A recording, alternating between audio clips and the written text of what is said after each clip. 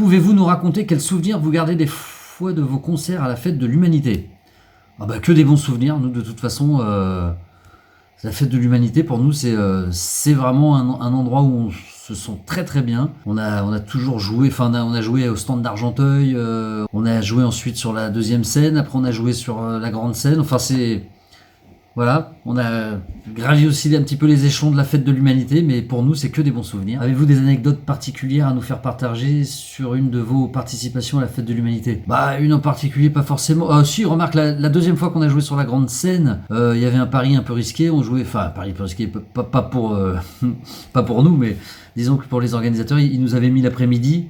On savait pas trop si, si les gens allaient se mobiliser un peu pour venir nous voir l'après-midi. Et en fait, petite fierté quand même, on a réussi à faire pas mal de monde, je sais plus si c'était 50 000, 60 000, peu importe, mais on était très fiers, très très fiers, parce que mine de rien, c'était pas gagné, et qu'on puisse faire notre concert comme ça sur une après-midi, avec vraiment le public qui répond présent, pour nous c'était... Merci public. Si vous deviez décrire la fête de l'humanité en 3 mots: humanité, humanité, humanité. Est-ce un événement que vous fréquentiez en tant que public avant de vous y produire pour la première fois? Tu m'étonnes. Moi j'ai essayé d'y aller quasiment tous les ans depuis mon adolescence. Après bon, je sais pas si je peux le raconter, mais quand j'avais pas trop de thunes à 16-17 ans, on avait dormi dans un parc juste à côté avec un pote, et le matin, voilà, on est passé par-dessus la barrière. Désolé. Mais après j'avais raconté cette anecdote à un organisateur, il m'avait dit que c'était pas très très très grave, que justement la sécurité n'était pas forcément...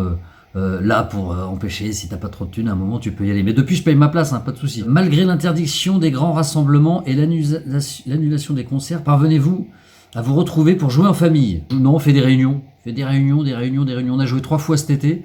On va essayer de jouer 3-4 fois par mois sur cet automne là. Et sinon on fait plein de réunions. Et à chaque réunion on se dit alors ça va? Ouais ça va. Et qu'est-ce qu'on fait le mois prochain? On sait pas. En tant que multi-instrumentiste sur scène, vous partagez vos instruments? Non. Pas trop compliqué de les désinfecter après chaque utilisation? Ou avez-vous fait le choix de jouer de la...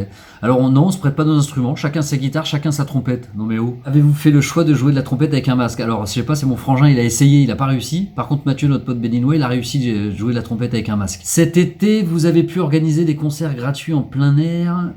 Avez-vous réfléchi à d'autres formules pour pouvoir continuer à vous produire en ces temps d'épidémie? Bah, on y réfléchit, mais pour l'instant, déjà on fait un petit peu des compromis, c'est-à-dire qu'on va jouer devant des gens masqués sur l'automne, alors qu'au début on s'était dit jamais de la vie. Mais après voilà, l'envie de jouer elle est trop forte, de retrouver un petit peu les gens, donc on va jouer. Que pensez-vous de l'action du gouvernement vis-à-vis du milieu culturel dans cette période particulière? Bah, c'est délicat, c'est-à-dire que on a essayé de prendre ça avec un peu d'humilité.